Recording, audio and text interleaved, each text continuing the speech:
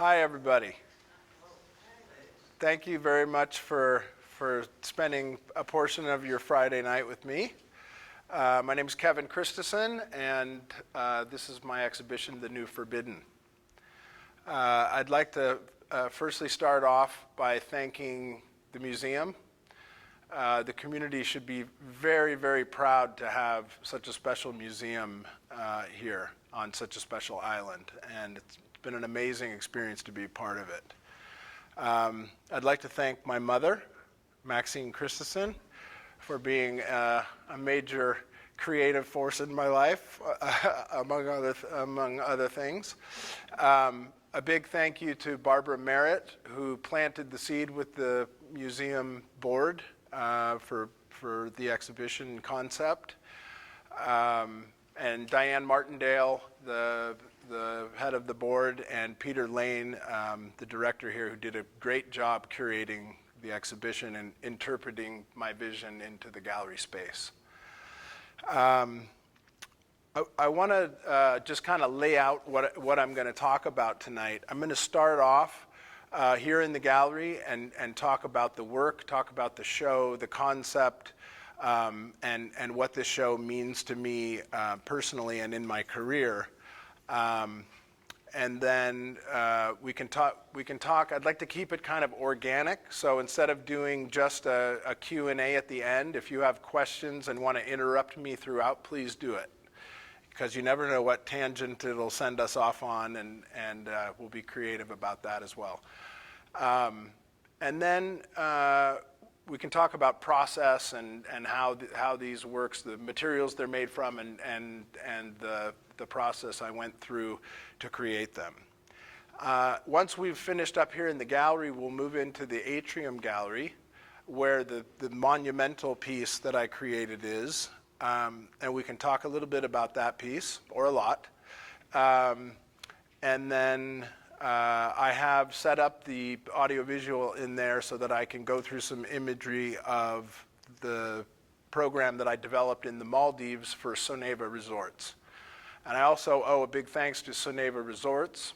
They're kind of a boutique, a smaller hospitality company that focuses on very, very high-end, that is very, very sustainability conscious, and is not only responsible for sponsoring me through a residency program that I developed, but they sponsored me in a residency that allowed me to create the glassworks and the show. And they've also, Sonu and Ava Shivdasani, the owners of Soneva Resorts, have been very influential to me over the years, and introducing me not just superficially to sustainability, but really in depth. And it's had a major impact on me as a person, my life, and what I'm conscious of when I'm working. We were talking earlier before, in the atrium with a few of you, and I was talking about when I was younger, and I never thought about what materials I used or where they came from. The important thing was the artwork and my vision and my expression, and they've been responsible for impacting me a lot and kind of changing my views on that. So thank you to them. So what this show, The New Forbidden, means to me. There's some quotes around the gallery. Here it talks about addresses climate change, ethics, social acceptance, concept of property, personal and communal boundaries, management of natural resources, and the use of sustainable energy. I'm sure there have been quite a few people that walk around the gallery as visitors and think, where is that message? I don't see any overt, clear message about sustainability or boundaries and all of this stuff. And it's important to understand that this is my personal introspective dealing with these topics. I never try as a creative to spoon feed to the viewer my views. I don't want to get into a political dialogue. I'm dealing with these things personally. I express myself, and how the viewer interprets that and interacts and what it conjures for them is where the power lies for me in the work. And hopefully it does that. Hopefully people think beyond just, oh, this is a bust, or this is a painting, or whatever.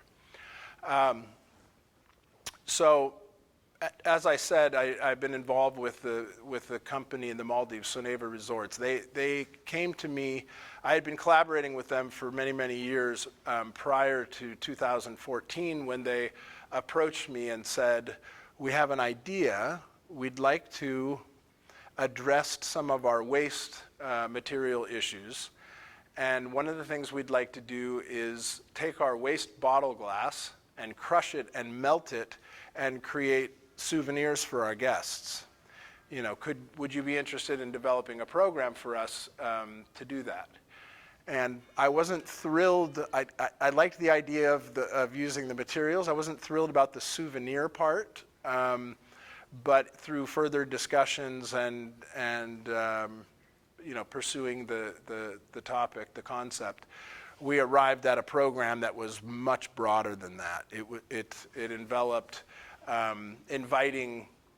visiting artists, inviting artists from all around the world to come for residencies, 3 to 6 weeks, to work with us in a state-of-the-art glass studio, not just a place to melt, but to actually properly create luxury products, lifestyle products, as well as high-end artworks, fine art.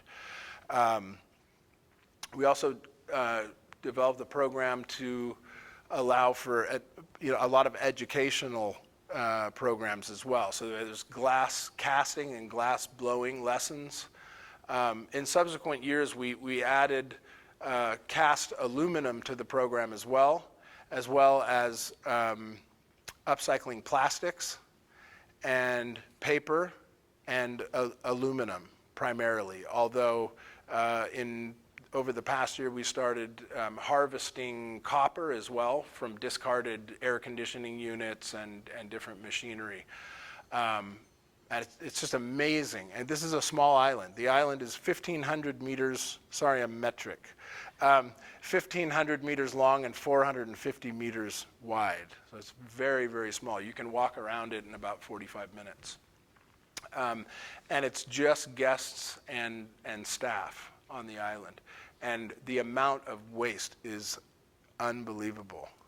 And the amount that we've been able to harvest and upcycle is incredible.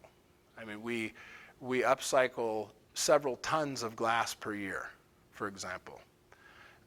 So while we're not going to solve the world's problems by doing this on a remote island, it serves as an incredible model for what can be done. And islands have to look at these issues much sooner than the mainland does, but we're all going to have to deal with it on a level that we can't fathom in the pretty near future. You know, that goes to what we do with our waste, as well as how we manage water and all of these things that are becoming more mainstream topics as these issues develop around the world. So this show is the first exhibition I've held in the United States in about 15 years.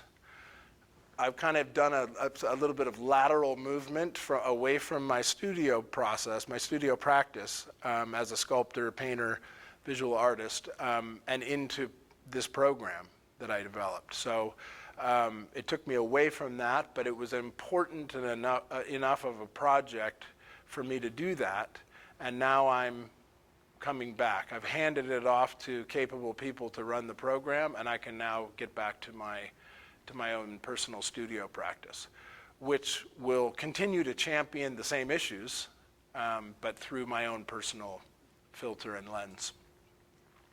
So this is very important to me, not only because it does champion those issues, but it's me coming back into stride in my own personal studio practice. It also means a lot to me because it's on San Juan Island, which is obviously an incredibly beautiful place. It's also been my older brother's home and his family's home for 25 years, and my mother relocated up here about 5 years ago. So it was an incredible opportunity to kind of showcase where I've been, what I've been doing, and where I'm going in front of people that I care about and the larger community as well. So all of the works in this exhibition, except for 3, the 2 paintings and the bronze sculpture that's just on the other side of this wall, are made from 100% recycled materials. So it's a little more obvious in the cast sculptures, the one behind me, the 2 busts over here, and some of the works in the other room. Those are cast aluminum, and those were created in my studio in Thailand and cast at a foundry that I work with in Thailand that uses 100% recycled aluminum.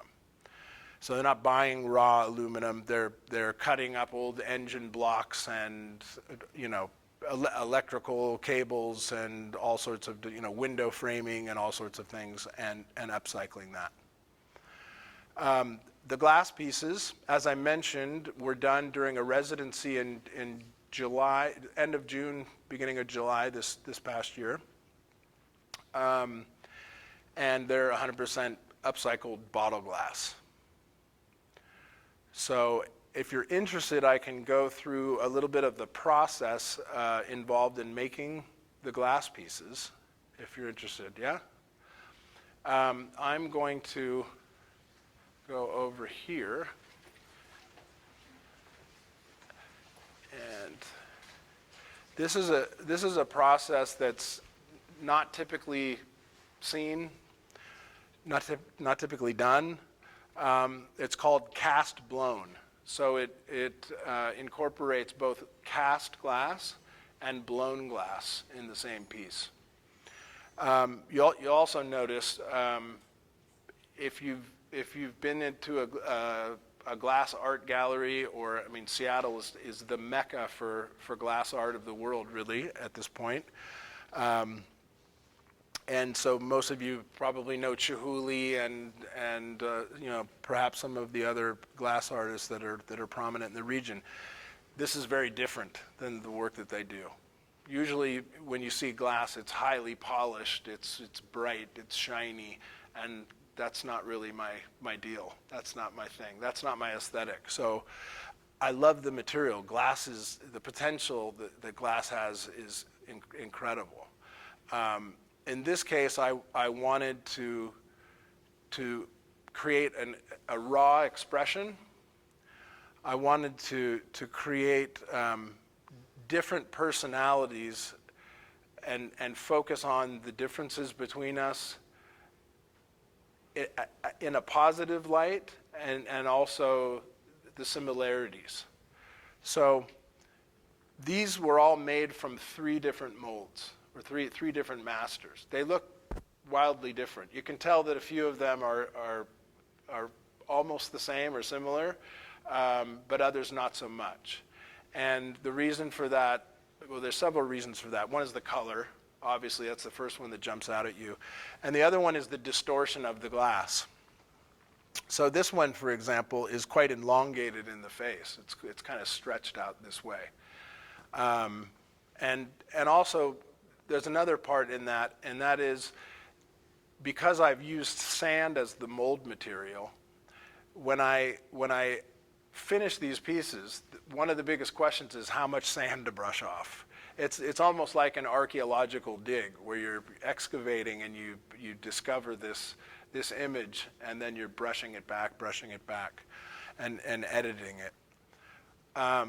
So how these are created. So I hand sculpt an image from my imagination.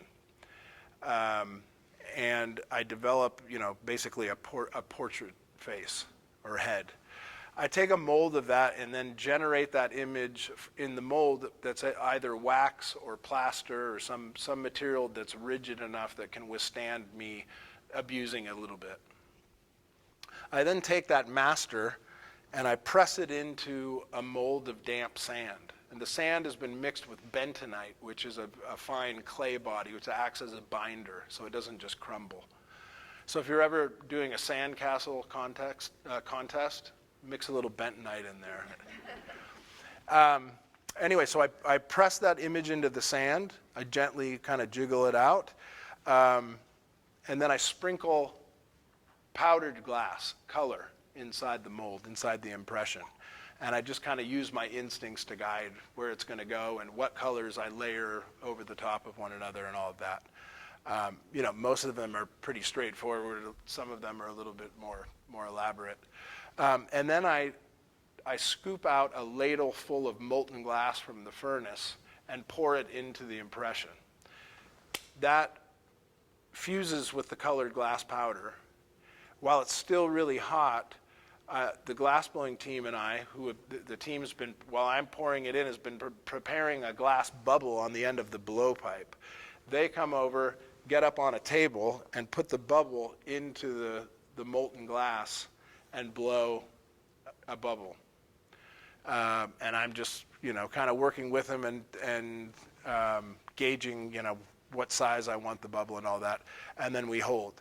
Now, the cast glass is really thick, and so it wants to move. If you just pull it right out, it would just fall onto the floor. So you've got to kind of gauge at what temperature, and you do that by what color it is, because molten glass is bright orange, and as it cools, it starts to fade. That glow starts to fade.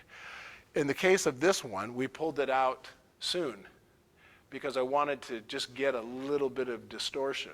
So as we pulled the pipe out of and pulled the image out of the sand, the glass was still moving, and it just stretched a little bit before we were able to get it up and roll it on the bench to keep it from doing that. So it's a very direct process. It happens really fast, and you only get one shot at it. Lucky for me, it's the first time I ever have done it also. It was kind of a make it or break it kind of a thing. And all of them, I have 2 other ones that I made just in case, but they all turned out quite well. So that's the process for these. The way that they've been displayed here, Peter hung these in the gallery, and we had a long discussion about what my feeling of the work was before he did that.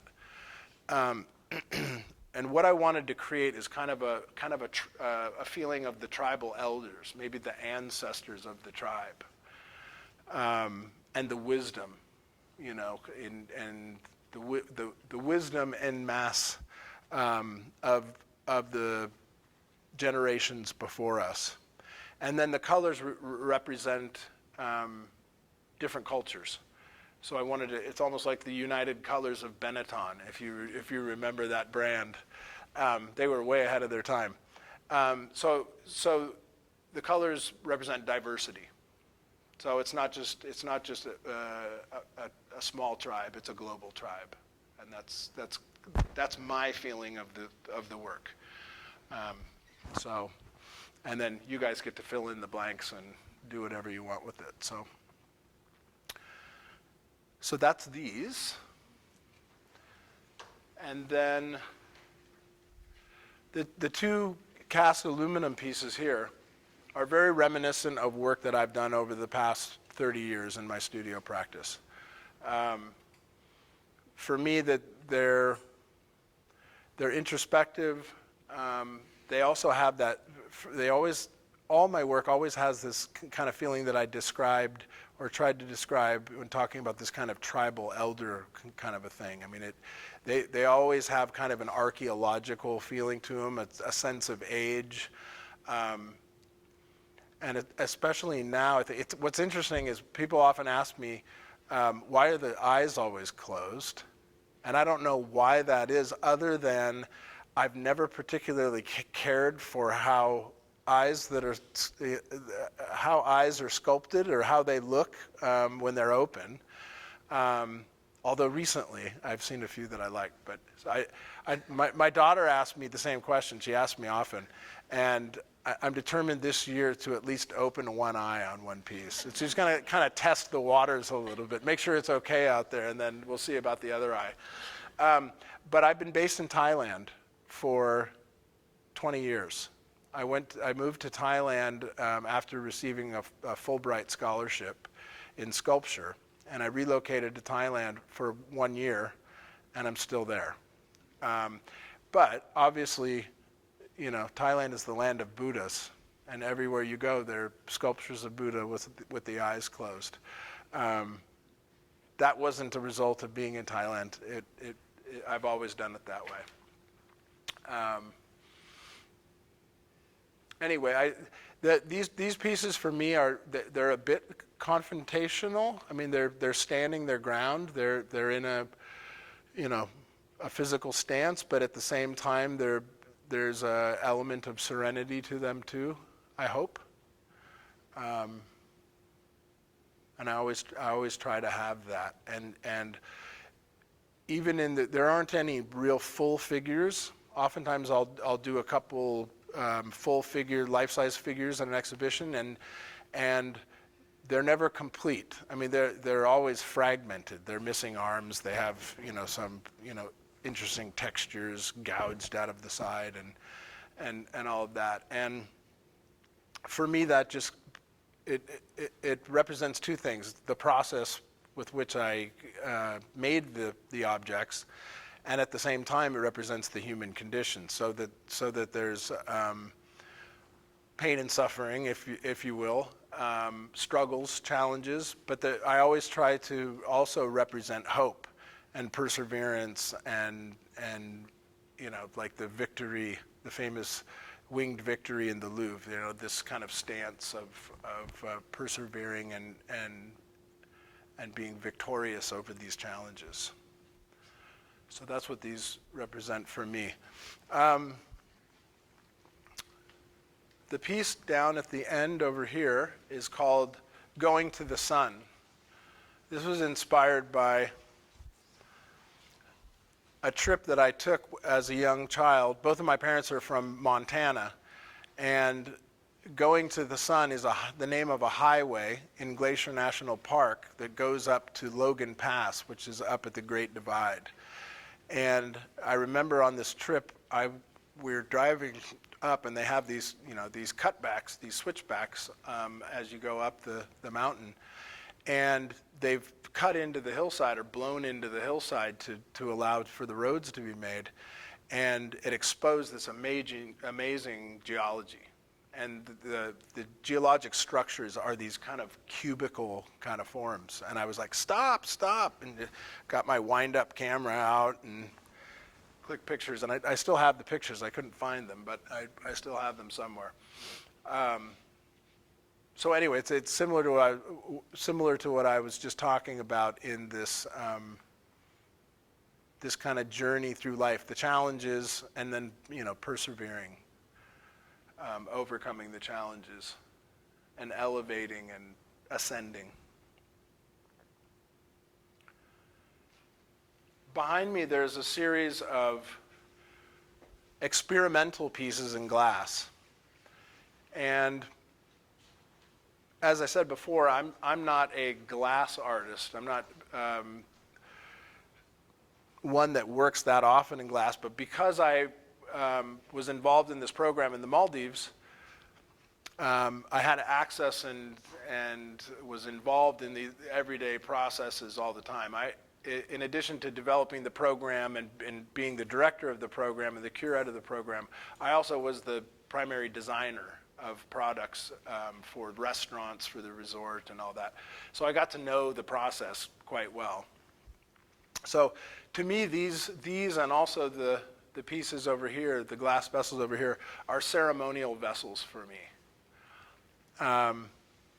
This one has copper tubing that's been spun or turned into kind of a coil, and it reminded me of the Hmong tribes in northern Thailand and the hill tribes in that region. that are quite well known for the brass rings on their neck. Some of you may be familiar with that. And what I did was I coiled the copper up like that inside of the sand mold. I rammed the sand around that coil and then pressed in a vessel form, a bowl form, and then did the same process that I discussed with the masks, where I ladled the glass into the coil, and then when that was just about full, we blew the glass in there and it fused, displaced, and then, and then later. So you can imagine the bubble would continue up to here, and then the pipe would be here, and when you get ready to put it away in the oven so that it can cool properly, you knock that off and it breaks here, and then later I cut that and finished it. These two, same process, but very experimental also in a different way. This one is called Ceremony of the Maker, and it's my hand. I actually pressed a bowl into the sand mold, and then I took my hand down at the bottom of the bowl form and pressed my fingers through into the sand.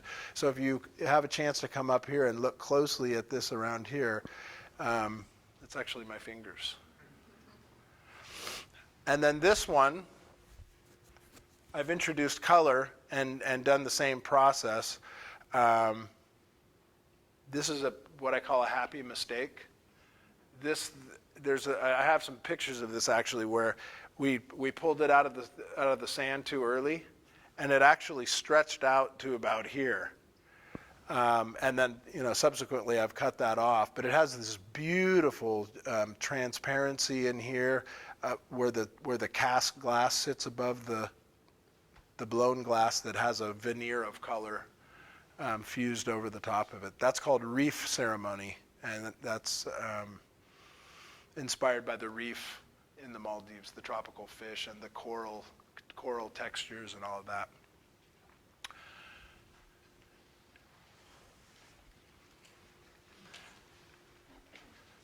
So these, again, are for me ceremonial vessels. And I love this idea of ritual and of ceremony that takes us out of our everyday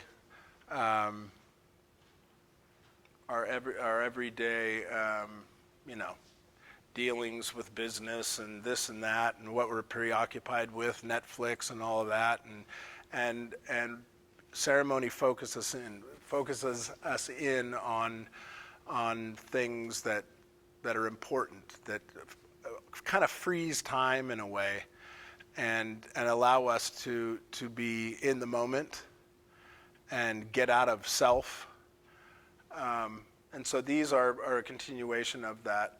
I studied art history before I studied fine art, and these forms, not necessarily the colors, but the forms are inspired by ancient Chinese bronze vessels, where you have the 3 feet.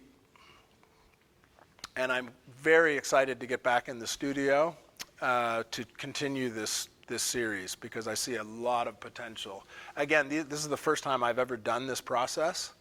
So I'm very, very excited to develop this further and see where it goes. This is Ceremony of the Sun. Just reminded me of that kind of bright light as the sun gets up to a certain point in the morning. This is Ceremony of Brothers. Kind of a reference to my relationship between myself and my older brother. And also kind of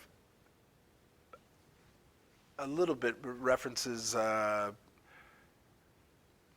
lot of blood brothers. There's ceremonies about becoming blood brothers in some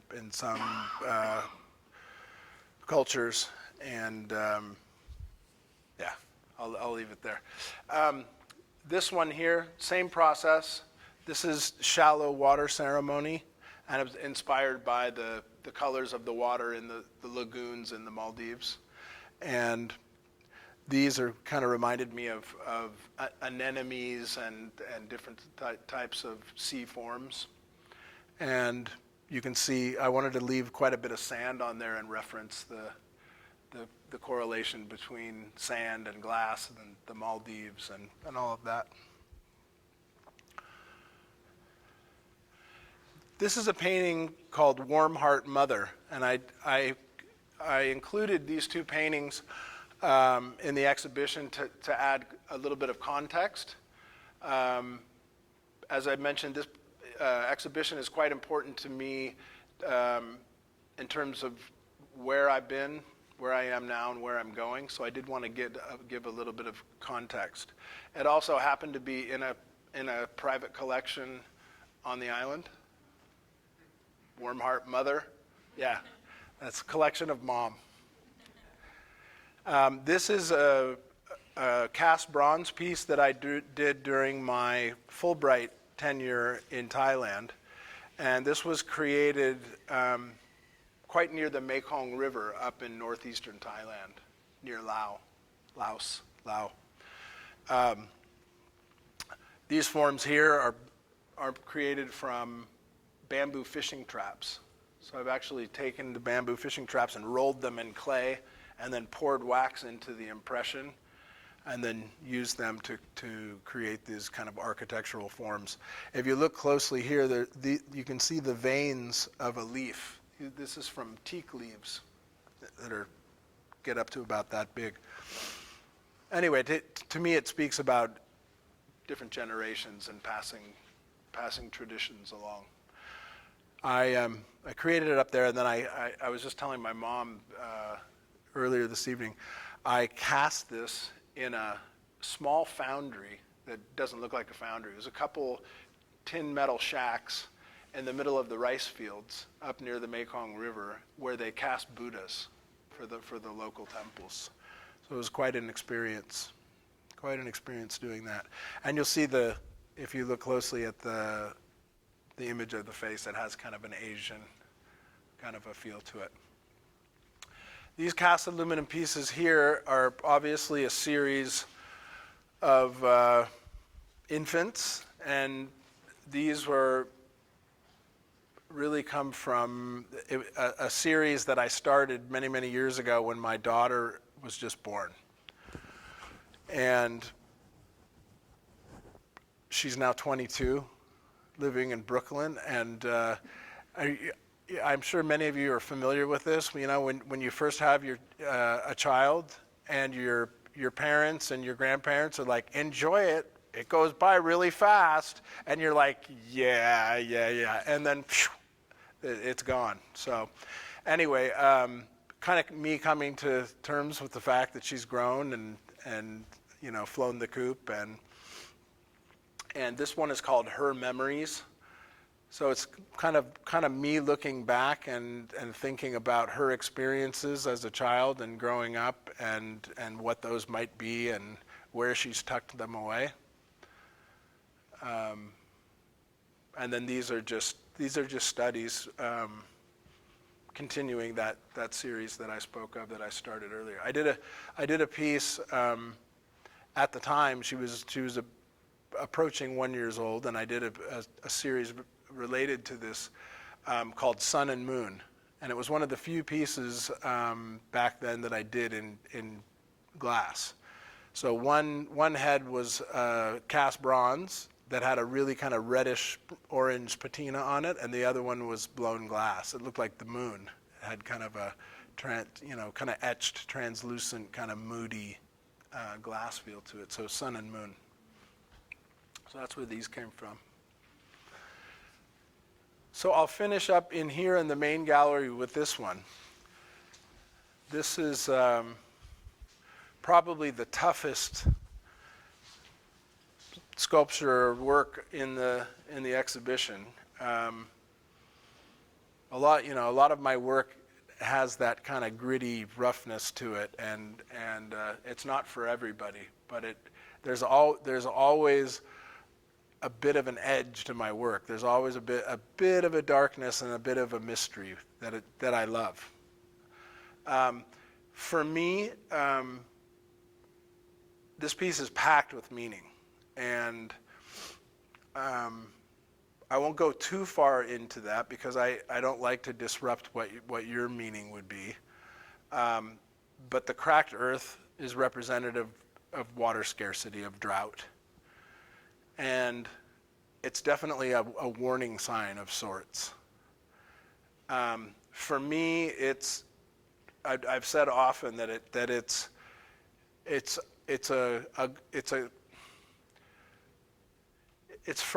of a time, either in the past or in the future, not now.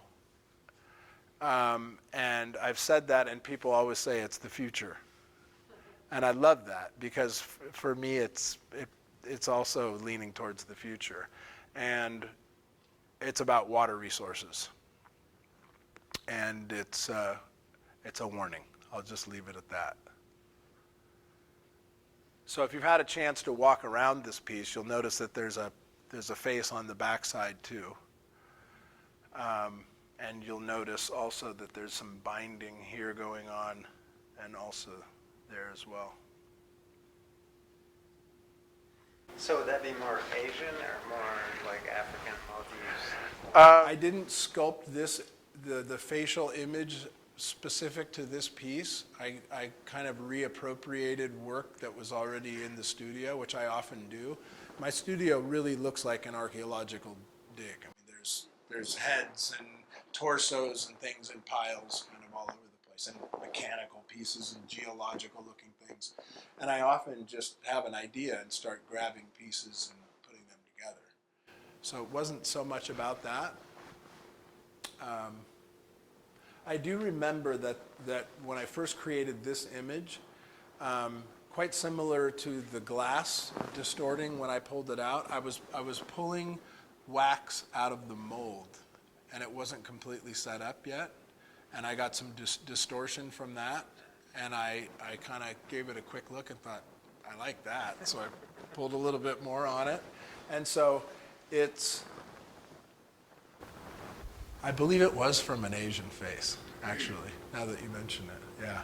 But it's been distorted so that you're not so aware of it. Yeah, it's not specific. You could bring Yeah. whatever to that. And the same is true with the gender.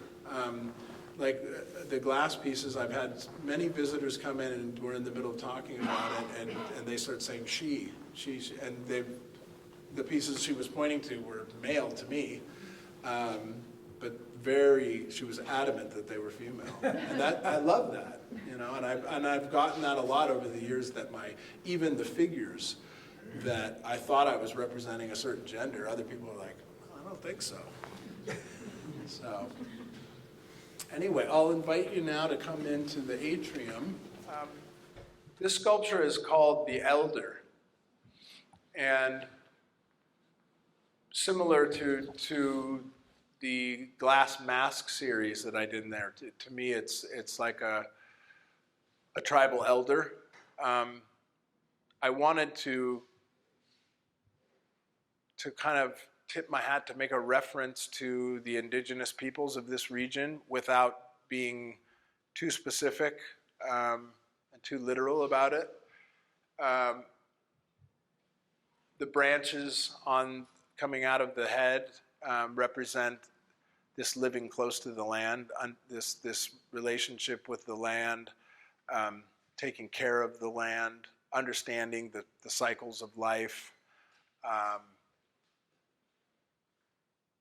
You know, this when you start thinking about upcycling materials and look at what's been done with resources and what hasn't been done, the kind of lackadaisical attitude that the global culture has had in regards to those materials in the past, and hopefully is now awaking from. Makes you think about nature, and because the impact, the correlation is so strong. I mean, these materials come from nature too, even the ones that we modify and turn into something else. They all come from natural elements, and so I wanted to talk about that a little bit without being too literal. So hopefully that came across. The head was sculpted in my studio in Thailand. again, especially when it was in my studio in Thailand, it had this almost kind of Buddhist kind of feeling to it. And I drive in Thailand. I've been there a long time. I speak the language, and one of my favorite things to do is to drive outside of the city and explore other provinces, and almost without fail, in every province you go into, there's some mountain temple that has this humongous Buddha on the side of it. And you can't really gauge the scale of it unless you drive up and then walk up the stairs and get right up to the base of it. They're monumental. I mean, the head itself would be as big as this building. So again, the eyes closed. It had this really kind of Buddhist feeling to it. And for me, it's not specifically Buddhist. It's a meditative kind of introspection. Anyway, I sculpted it in Thailand, and I took a mold of the piece in Thailand, and I shipped the mold here. And then I was able to secure an old sign shop on Tucker Avenue to use as kind of my makeshift studio in the weeks leading up to the exhibition. So I had this mold, and I put the mold together, and then I cut up strips of shopping bags, paper shopping bags, and shredded office paper and all sorts of stuff. So the initial skin on the piece is made from shopping bags in kind of a paper mache type process. And then inside there's a layer of the shredded office paper that's been repulped and rebinded and pressed into the mold. So what we did is we came in, I brought it in and we installed it, and we weren't exactly sure at what height we were going to install the head. And then we chose a height that seemed right from across the street. You can't gauge any of the scale of a piece in here unless you walk across the street. So I've done about, 5,000 trips back and forth. So what we decided to do, initially I was going to do it, quite small, and I was thinking maybe I'll do 3 heads and, have 3 across the space like this. But it kind of went the direction it wanted to go. And then I took the cardboard boxes that I had used to ship all of the other sculptures in the show from Thailand and from the Maldives, and I repurposed the boxes and cut them and built them so that they intersected, and then created it, basically a canvas so that I could change the color and put kind of a patina on it. The black color that you see is yeah? As I noticed the blocks or boxes in a lot of your work, what does that mean for you? It means a lot of things to me, but I think probably the primary thing is the impact that geological structures have had on me over the years. And we have a relationship as humans to boxes. We can't get away from boxes, right? We put things in boxes, we build boxes, we live in boxes, we show artwork in boxes, albeit with a triangular shape at the top. And what's interesting is, a box on its own is just a box. It's the relationship that one box to the next has. And I did a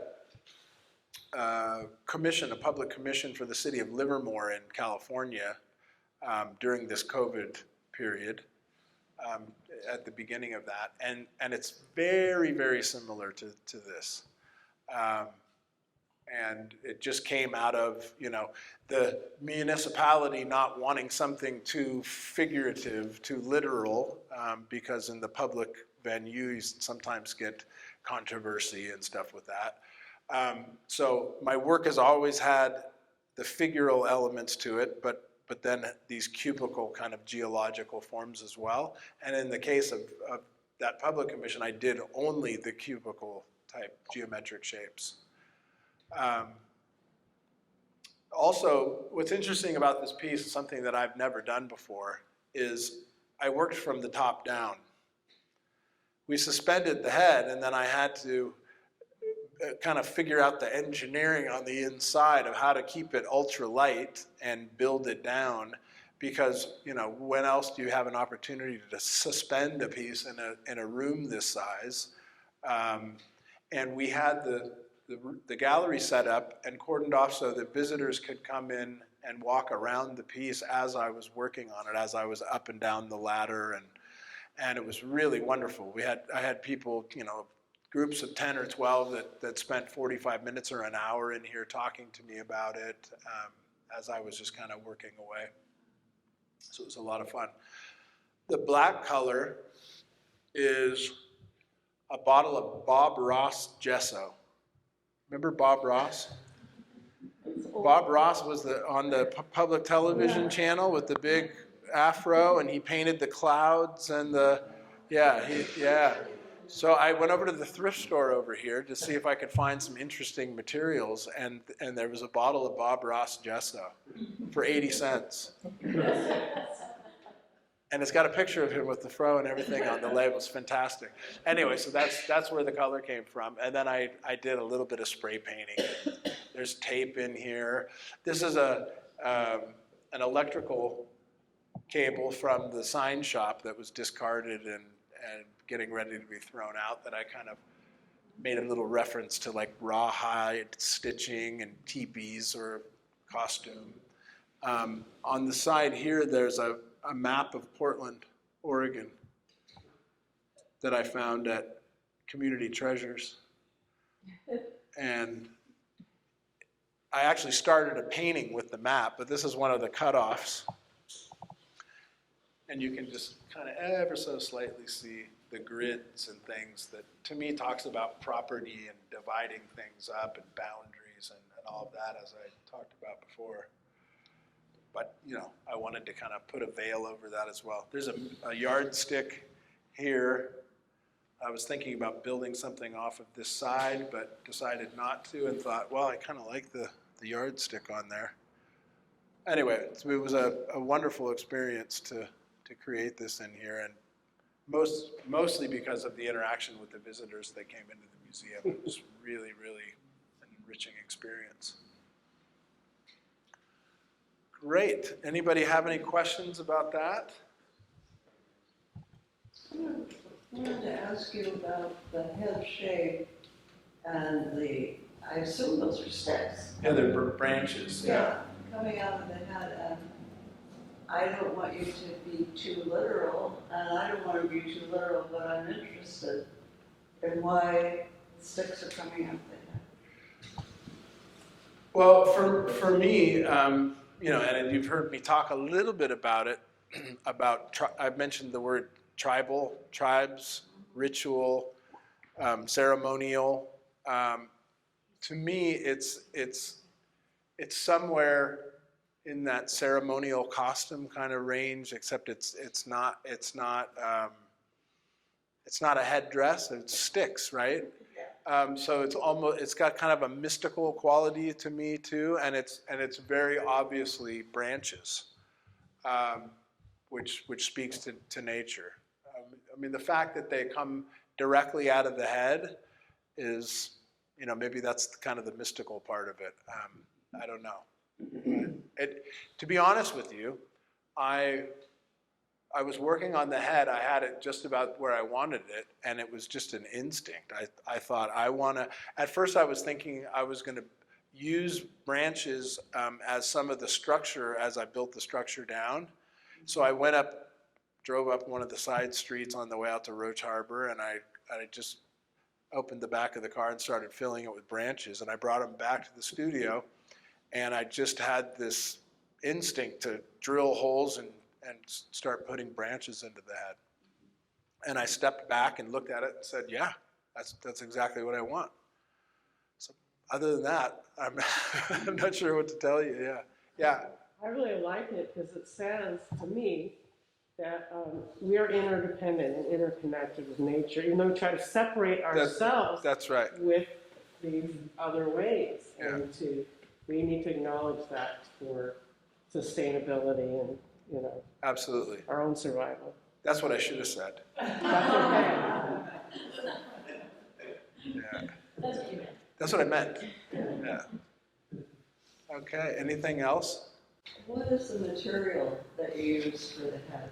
Was it also recycled material? Yeah, so it's mostly shopping bags that I got from my mother's home and relatives on the island.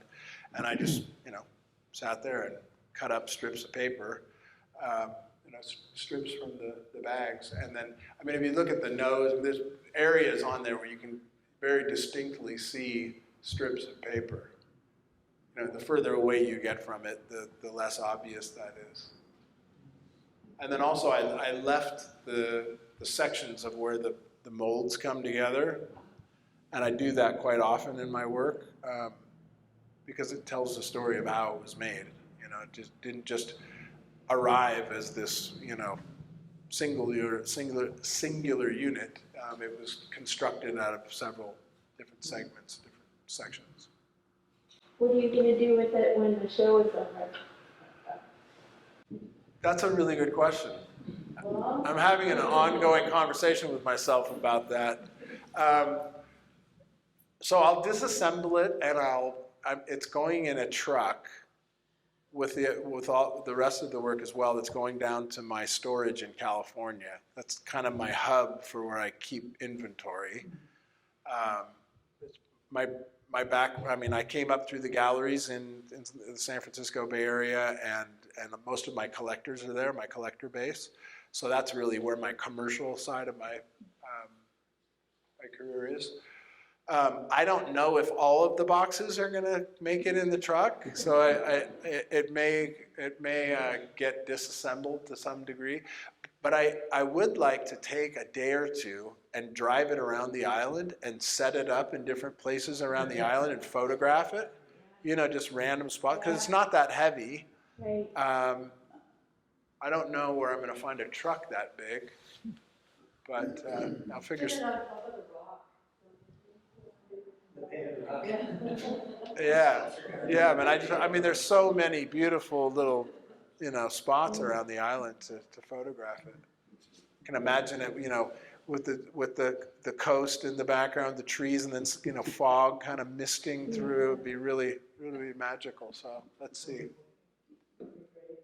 So the next portion of this I'd like to share with you is the section on sustainability.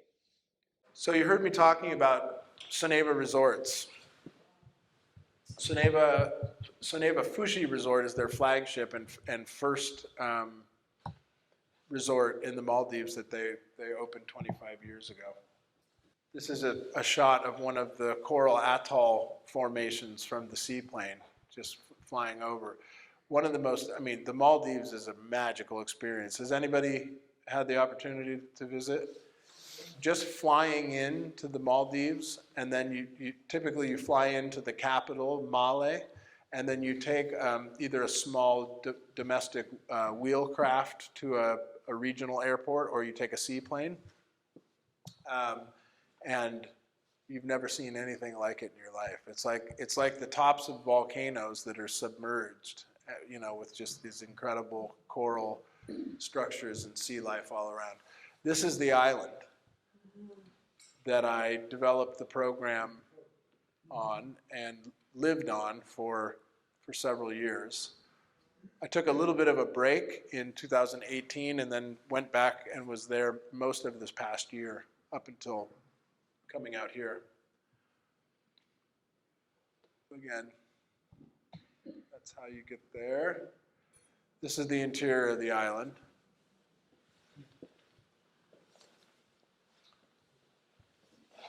They call it barefoot luxury. So I just wanted to share with you some of these kind of luxurious images. That's a 2-bedroom overwater villa. Oh, wow. And it has all the amenities. And this is a quote unquote eco resort. But I wanted to show that to put some contrast to this photo. This is an island called Tilafushi. Tilafushi is a man-made island, a stone's throw from Male, the capital island. And that's the dump. And they do dismantle machines and sell metals and things like that to recyclers that send it back to Sri Lanka or India and process it. But a lot of it they burn. And it's shocking, absolutely shocking. I've had the opportunity to actually visit Tilafushi, and I was in a Jeep-like vehicle, and the guy who was bringing me on the tour drove me up into that smoke field, and it's not a barbecue. It's toxic, nasty stuff.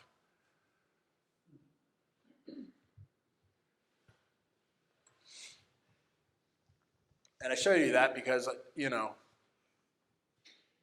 there's a reason why we need to start thinking about every locale taking responsibility for their materials, for their weight. You know, I had you know, quite an interesting kind of constant conversation with myself about living on this island and doing this project in this, what they call a 7-star resort.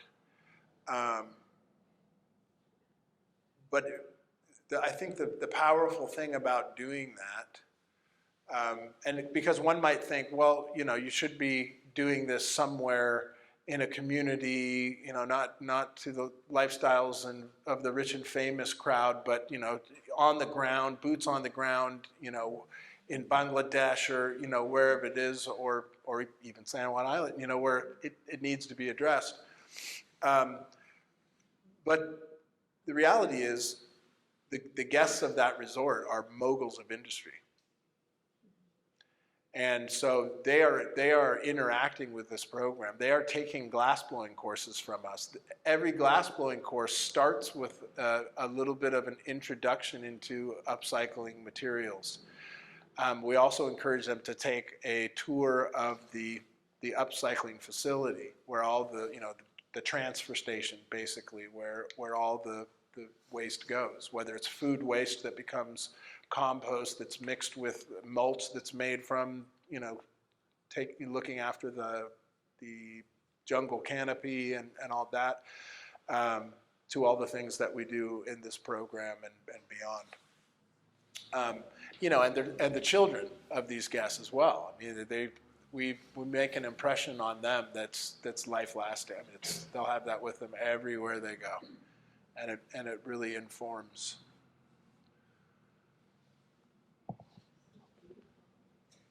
This is a vase that I designed. It's just loosely inspired by a fish tail.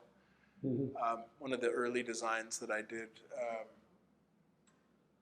when I first developed the program, and it's just recycled bottle glass. A lot of people ask, how do you get recycled bottle glass that color? I've never seen a wine bottle that color. We actually buy color from it's an international standard kind of recipe that you get from glass. We actually buy it in Seattle, a company called Olympic Color Rods.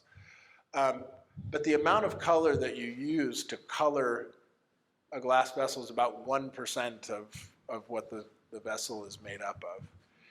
Glass, when you see like the red vessel in my show, for example, it looks like it's solid red glass. It's actually clear glass with just a micro little veneer of red glass over the top of it.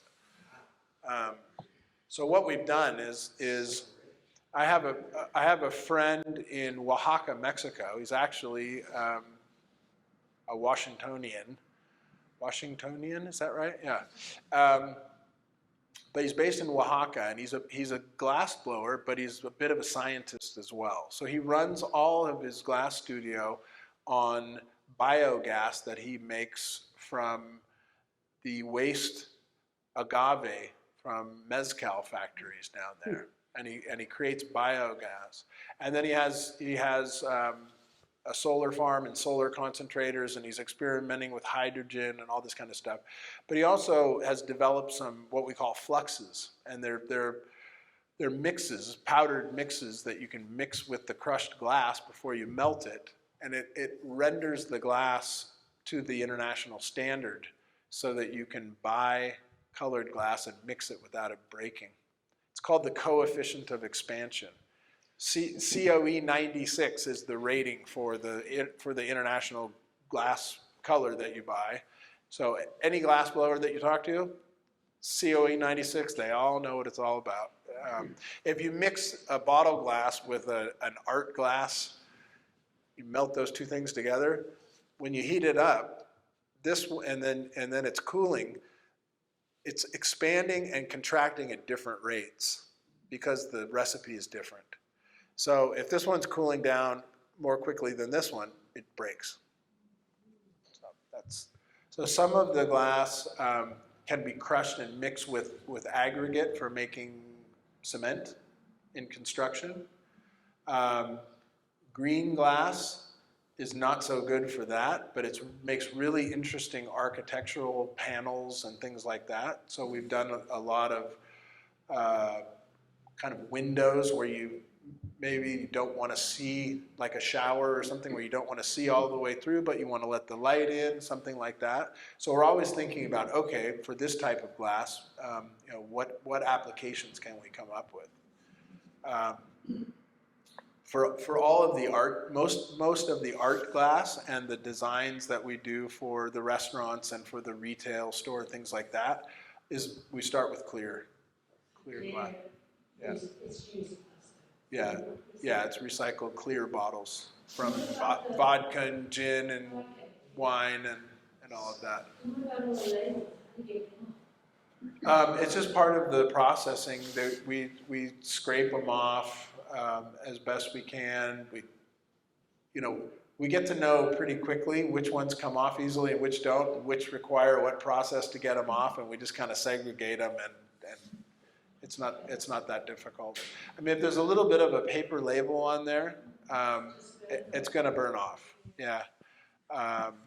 What's more tricky is, sometimes, a bit of a cap, or whether it's plastic, or plastic will burn off too, but we just don't want to send that up into the air, right? Or metal can contaminate the glass and change the color of it depending on what kind of metal it is. Wait, what's going on here? This is the facility of the Soneva Art and Glass program. So this is a drone shot of the building where the studio is. This is the facility. So I designed this studio along with Sonu and Ava Shivdasani, the owners, who are also the co-creative directors of the company. So as you can see, there's some kilns in there. This portion over here on the right is the glass studio. The retail shop is the first smaller little kind of pod building. And then there's some places just to relax. You can a guest can order their lunch and have it delivered and watch the team working. Or if we have a visiting artist in-house, they can watch the visiting artist creating all sorts of things with the team. Yes, 250 to 300 guests at one time they can accommodate. And then there are approximately 400 staff. Yeah. This is the day bed between the retail shop and the glass studio, so that guests can come and relax and watch the team create. And also, we teach a lot of glassblowing courses. It's an amazing revenue stream to help keep the educational part of the program going, and also helps us fund the visiting artist program, which is also a great revenue stream. But I'll get to that in a minute. So this is the different sections. This is down here in the corner is the art gallery. That's from the main path where you walk in between the buildings. And I designed this so that it's really an interactive space. It's a space where it doesn't feel industrial like most glass studios or manufacturing facilities. It really kind of invites you to come in and relax and be in a relaxed environment to absorb the information and the creativity.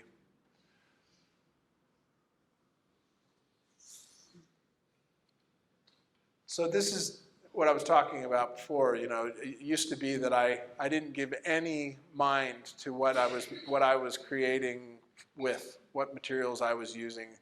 What was important is that, you know, it was my work and I had something important to say and all of that. And you know, that's changed for me. You know, it's really important to think about you know, where these materials come from, and if I'm making a difference, not just with the message of the work, but with you know, spreading the word about use of materials as well. So then after that cools, you can cut off whatever portion of the top you want at whatever angle. Yeah, and there are ways to cut it hot also, but it tends to distort the form, and so if you cut it, you have to be ready to go back in and hot form it again, and it all depends on what you're trying to achieve. Most glass artists would use a bunch of machines and get it really shiny and a high polish, and I just took a diamond sandpaper to start with, and then a diamond pad, a pad that's got a diamond coating on it, and just like a singing bowl, like a meditation bowl that monks would do, or like you said, the wine glass thing, and just it's a ritual for me in the making. And I'm not interested in making it as shiny as I can. I'd prefer it not be so shiny. So this is the inside of what they call the hot shop, the hot glass studio. So guests are always shocked when they show up on the first day and there's a glass studio like they might see in Murano or in Seattle or something on this very remote island.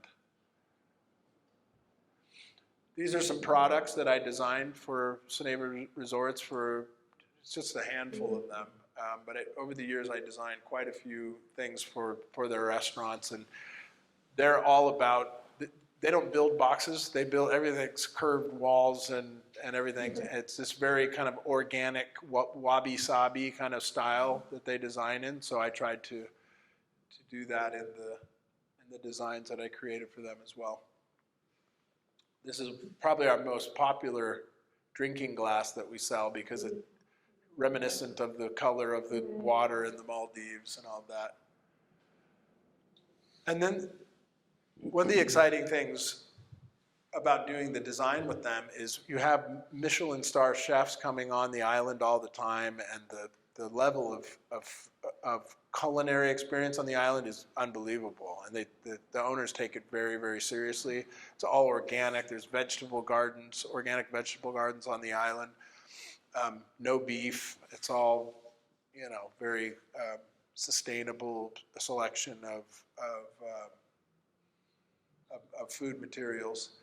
But because there's so much creativity on the food side, there was great interaction between myself and the glass team and the chefs that were creating the food. So, all on this small little island, we're, kind of brainstorming, the next presentation and the next, which becomes the next product, right? In the case of doing something like this on San Juan Island, it would be, duck soup and, this and a retail store, and then all the restaurants here and buying into this concept, because there are also ways to create tableware and things for a restaurant purposes without going through the full-on glass blowing process. There's ways to, I don't know if any of you have seen water glasses that are just made out of cutting a bottle. They're very simple, but they're very, very nice, really nice. I mean, all of the food waste is composted. All of the paper is recycled. all the vegetable oil used in cooking is upcycled or recycled. The aluminum, we run out of aluminum to create things. And I'll show you some of the products that are made of. They're not major things, but it adds up. And it takes, there's one product that an artist designed, a guy that was instrumental in the aluminum program. He designed a Coke bottle, and instead of saying drink or whatever it says on the Coke bottle, I can't remember, it says drink less or something like that. And this one Coke bottle, it's one of the little tiny Coke bottles, it takes about 180 aluminum cans to just make one of these Coke bottles because it's solid, and aluminum cans are micro thin, right?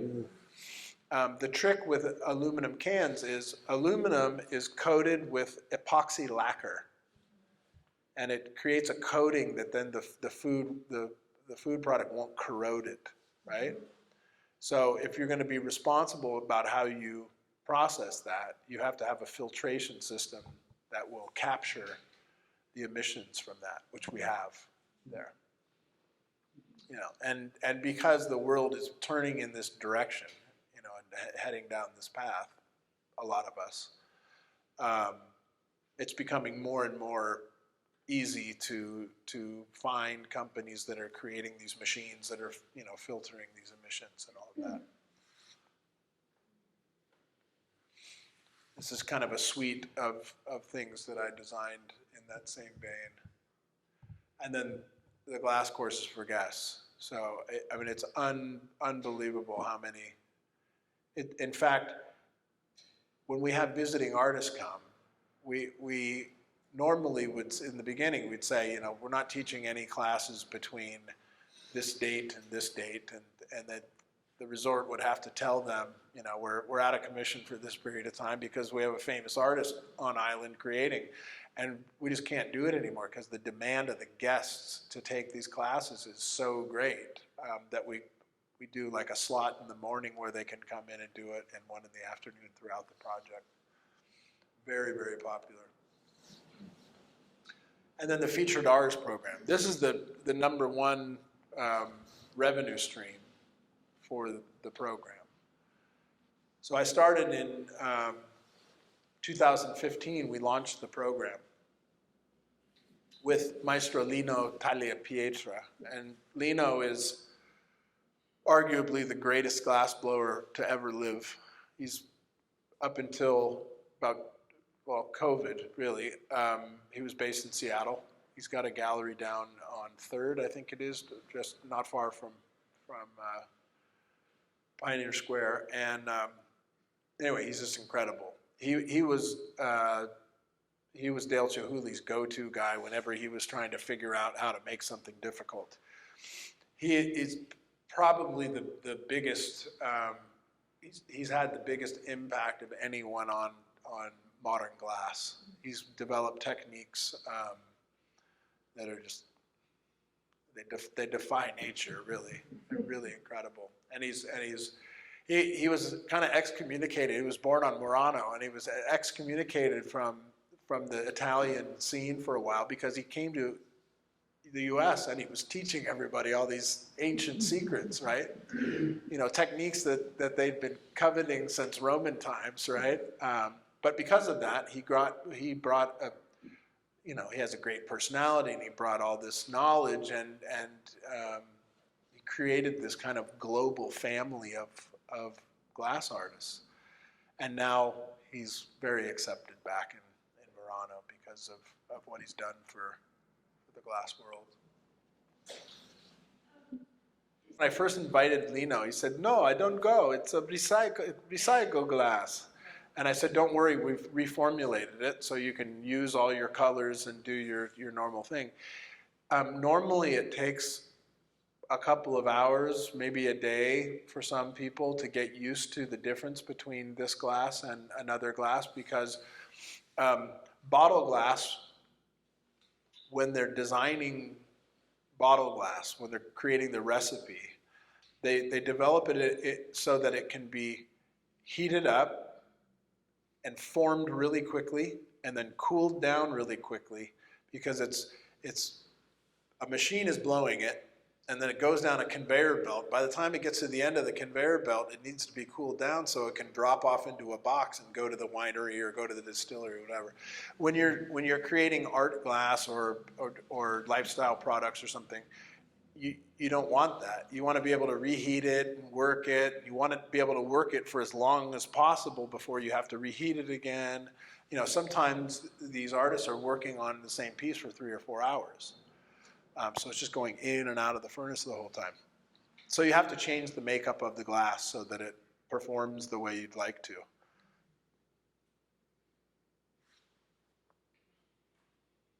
These are some of the works that Maestro Lino created while he was there. Absolutely incredible. This is another artist. This is a good friend of mine named Sunny Wang, and she's a Taiwanese artist that's based in Hong Kong. And they're like river stones. Absolutely beautiful. And then she's drawn, the ones in the back that are suspended are like, it's like calligraphy, where she's taken glass and kind of dripped it and drawn with it. This is me. This is in my residence in just creating this work out here a few months ago, and I'm pouring the molten glass into a sand mold that ultimately gets the blown portion and then becomes this. So what you were doing there, working with the molten glass, it has where all the fire protection and heat protection versus, flip-flops and shorts on the island. Yeah. So when you're blowing and doing classes on the island, it's just a whole different level. Actually, when we're casting glass in a big ladle like that, then we tend to suit up. And it's not so much for when you're pouring it, it's when you're getting it out of the furnace. You have to have the furnace door open, and the heat is unbelievable. It's really, really intense. And you're in order to have leverage to get it back out again, you have to have this arm go quite far inside the furnace. It's a couple thousand degrees in there, so it's you have to. Normally would be if we're just glass blowing. A lot of the glass blowers there would just wear flip flops and shorts and a t-shirt. Yeah. Metals, plastics, and paper. So this little cluster of buildings down here is where the metals, plastics, and paper facility is. Just these little shops in there. And I had a team of 3 guys in there just working a normal shift schedule. And it's amazing the production that we can get. And as I said, we run out of aluminum. We don't have enough. So we're oftentimes asking the neighboring islands to hurry up, and because we cooperate with the neighboring islands, the local islands, not the resort islands, but the residential islands of locals, and organize that we go and pick up their materials and things like that, and we often have to kind of push them to drink more. No. So you can see it just accumulates, and then we put it through a shredder, and it shreds it down to little bits, and then we wash it. We have a big tank that we go through this cleansing process, and then we dry it on these racks to dry it out before we feed it into the furnace. If you feed, any feedstock that you put into furnace has to be dry, otherwise it's got a lot of energy. It boils so fast, all that energy goes boom. So this is copper. So I just started a program of harvesting the copper from old machinery and air conditioning units and things like that, old plumbing, electrical wires that have been discarded, and all of that. You know, the rubber coating may get worn out and is cracked or whatever, but the inside's full of copper, so we harvest that. And we've harvested a couple tons of copper that otherwise would have been just discarded with the kind of miscellaneous waste. And then some recycler would have, discovers it at the bottom of the pile, and you won the lottery. But on the island, we can create products out of this. We can cast it just like we would aluminum, and develop all sorts of products. And the cool thing about copper is it's the one metal that's compatible with glass. You can see the one that I poured and then blew, which has got copper in it. It has the same coefficient of expansion as this glass, so you can fuse it together and it won't break. So it opens up all sorts of creative possibilities. So this is the little setup. And I had my own bronze foundry in Oakland, California for many years before I set out on my Fulbright adventure. And I had a much bigger furnace than this. This is kind of almost a slight baby step above kind of a hobby furnace. But you can see all of the ingots, the bricks of aluminum, those are all from aluminum cans. And each one of those bricks is probably 250 aluminum cans. This, we use a very direct sand mold process, a cope and drag sand mold process. So that's the raw casting before it's come out of the mold. And then when they're done, these are just about done. And these are, cabinet door pulls and, drawer pulls and all sorts of things, towel hooks, and they have created a bunch of different things that they use in the villas. So when they build a new villa, they use hardware that's all been made on the island. And if they build a new resort, then the neighboring islands have to drink a lot of Coke. This is the plastic. This is an interesting process, this whole plastic thing. And just like the epoxy lacquer that's on the aluminum cans, you have to be careful with the plastics. You need to get the temperature just right, and you need to capture the emissions from that as best you can. So we do have a filtration system. We have hoods that are over the equipment. We use these presses. A bunch of different techniques, but one is just a machine that has a hydraulic kind of jack on it, and it presses together. And then we have frames that we put the plastic in, and we press and we make sheets. Once we have sheets, then we can make cutting boards and things like that out of them. We've made windows and lighting fixtures and shelving, all sorts of different things. And then the paper. That's right. So all the colors have to be segregated. A lot of people don't do that, but then it kind of inhibits what you can do with it. If you segregate it all properly at the beginning, then if you want to mix them, you can. Yeah, we use everything, but we segregate it into its category, into its type, and into its color. Yeah, and then we're very careful about what we use for what product, right? And then paper, there's all sorts of different things you can do. You can make more, conventional paper. Visiting artists can, come and develop their works in paper. Lighting, all sorts of different things you can do with it. Paper making's so much fun. Mhm. So that's the last image. It's a little bit blurry, but that's the San Juan Islands barge taking trash off the island back to the mainland. Yeah. So any questions? How old is that photo? This photo. Yeah. 3 weeks. Yeah.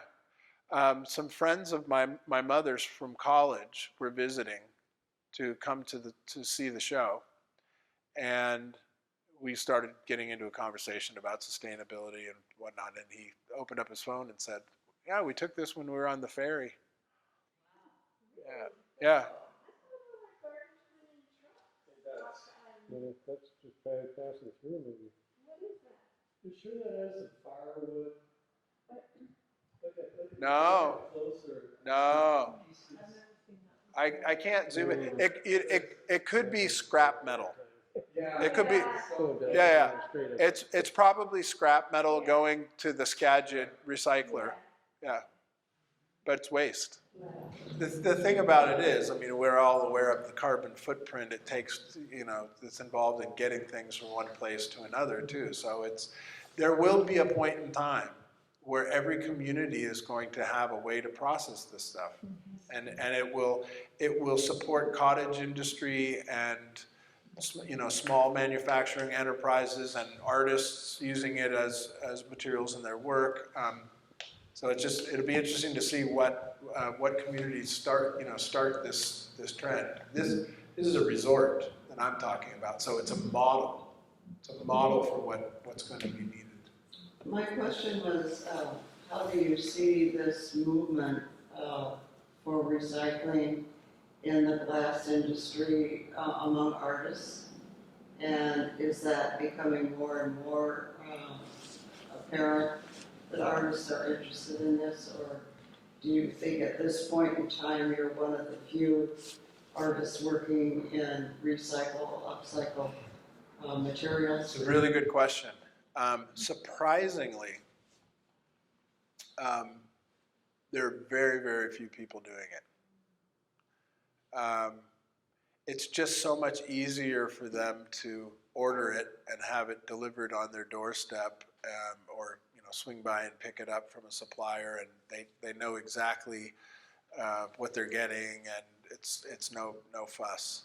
The problem with that, and somebody's going to have to make it easier for them. They're going to have to package it in a way where it makes it a little more seamless. But if you think about it, a company that manufactures glass for the glassblowing industry, for example, they're recycling glass, and they're expending an enormous amount of energy to create this glass. And then they're sending it, there's a carbon footprint involved in getting it to the end user. And then the end user is using the same amount of energy to melt it again. So if you take this approach, you're melting it one time. The energy required to melt glass is unbelievable. So it's something that really needs to be done. But there's another side to, the energy consumption is a whole nother topic. There are a bunch of ways that you can improve the performance of equipment, recuperating heat. So instead of blowing room temperature into the furnace to add oxygen to the combustion, you can recycle air that's hot air that's already come out of the furnace and put it back in. So it's already hot, right? So that can save a lot of energy. But most people are resistant to go that extra step or pay the extra money to get the recuperator on their furnace. So. Well, it sounds like it may be economically advantageous to do this, because you're saying it's only heated once and then it could become a product that's useful, or a piece of art that's beautiful. Yeah, there's a ways to go to get the glass community behind it.